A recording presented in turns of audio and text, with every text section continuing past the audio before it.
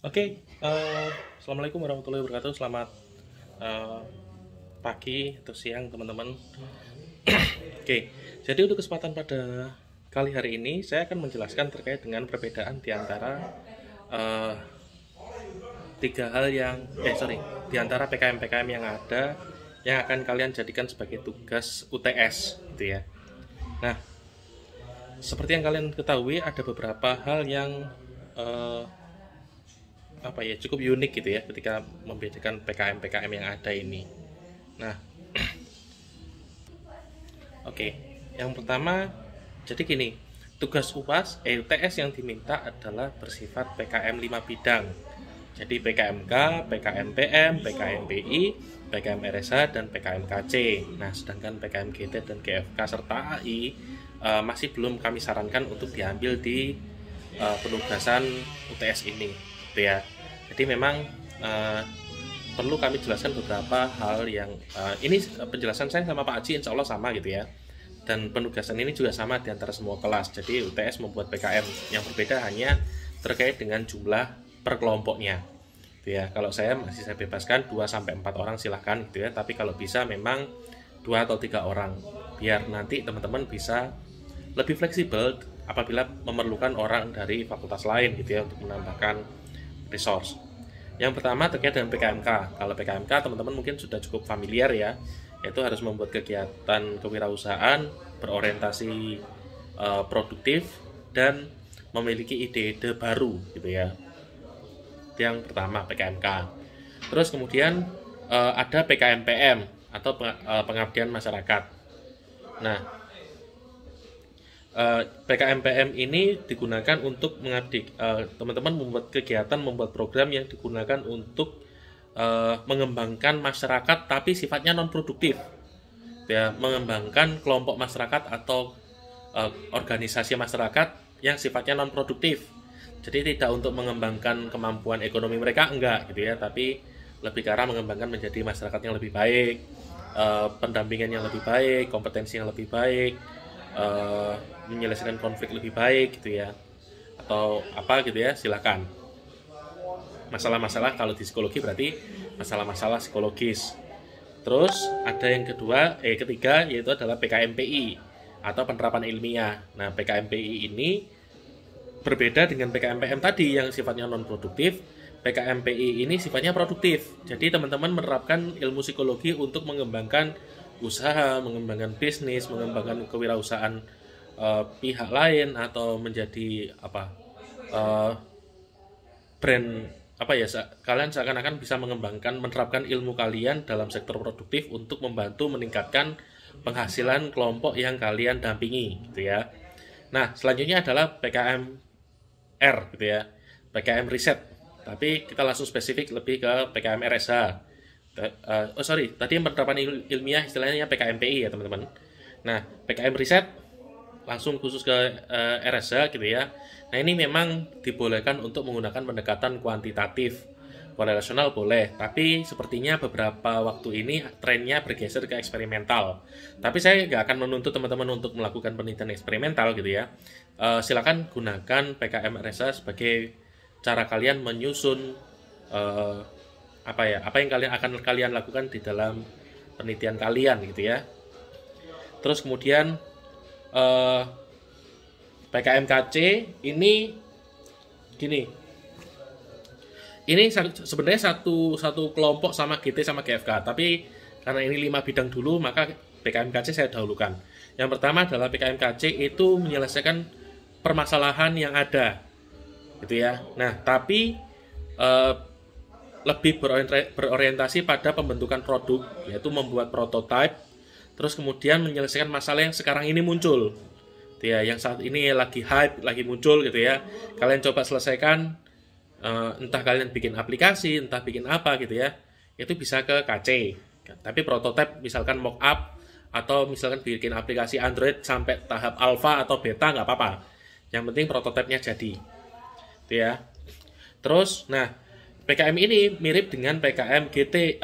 Kalau saya buat dulu yang ada produknya ya, yaitu GFK. GFK ini hampir mirip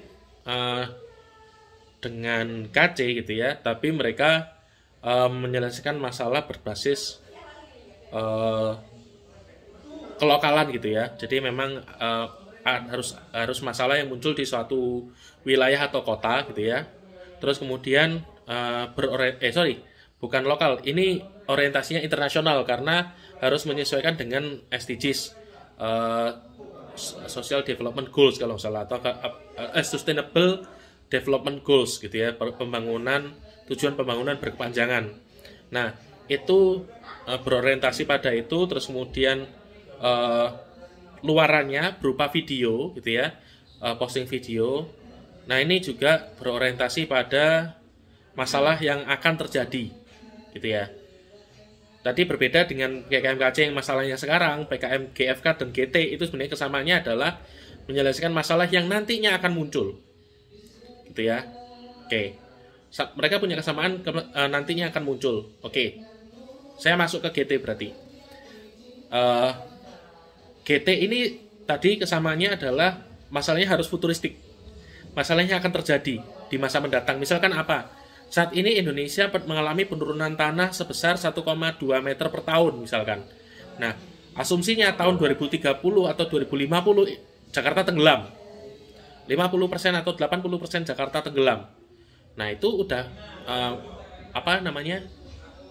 orientasinya ke depan nih gitu ya, karena ada data penelitiannya. Nah, futuristik. Nah, tapi GFK sama GT itu perbedaannya adalah di bentuk luaran sama lokasinya. Kalau PKM GT itu orientasinya lokal, misalkan permasalahan di Jakarta, permasalahan di Bogor, permasalahan di Jawa Timur, permasalahan di Tuban, permasalahan di Semarang. Nah, itu permasalahannya lokal. Nah, dan tanpa produk kalau GT. Kalau GFK orientasinya futuristik juga sama, dia luarannya berupa video gitu ya. Kemudian SDGs, kalau GFK harus sesuai dengan SDGs. Nah, oke, itu diantara keduanya. Terus teman-teman yang kemarin terlanjur mengambil GT, GFK atau AI, AI. Selanjutnya saya lanjutkan dulu AI. Nah, di AI ini artikel ilmiah. Jadi teman-teman mempublikasikan penelitian yang sudah kalian lakukan. Tugas-tugas mata kuliah sebelumnya gitu ya. Itu kalau kalian mau publikasikan bisa pakai AI gitu ya. Nah, ataupun PKM RSH misalkan yang sudah selesai, sudah dipublikasi, nah kalian mau dapat hadiah lagi, itu bisa PKM AI.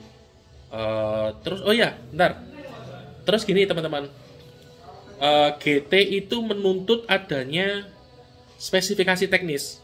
Jadi benar-benar spesifik teknologinya. Misalkan apa? Salah satu contoh kemarin yang mengajukan ke saya PKM GT menggunakan kamera CCTV yang tersebar di daerah yang padat penduduk misalkan.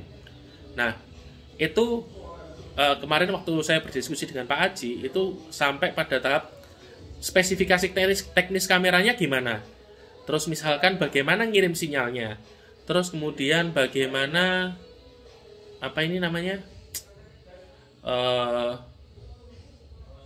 bagaimana membuat aplikasi itu bekerja. Atau misalkan katakan CCTV kemarin kalau nggak salah di dalam teksnya itu pakai Arduino.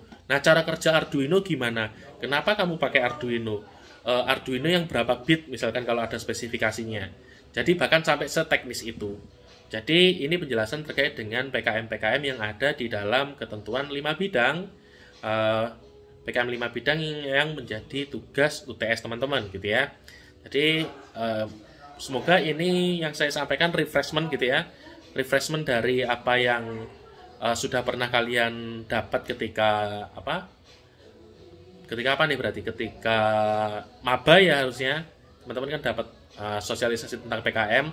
Mungkin beberapa istilah namanya sudah berbeda gitu ya, tapi secara konten kurang lebih sama gitu.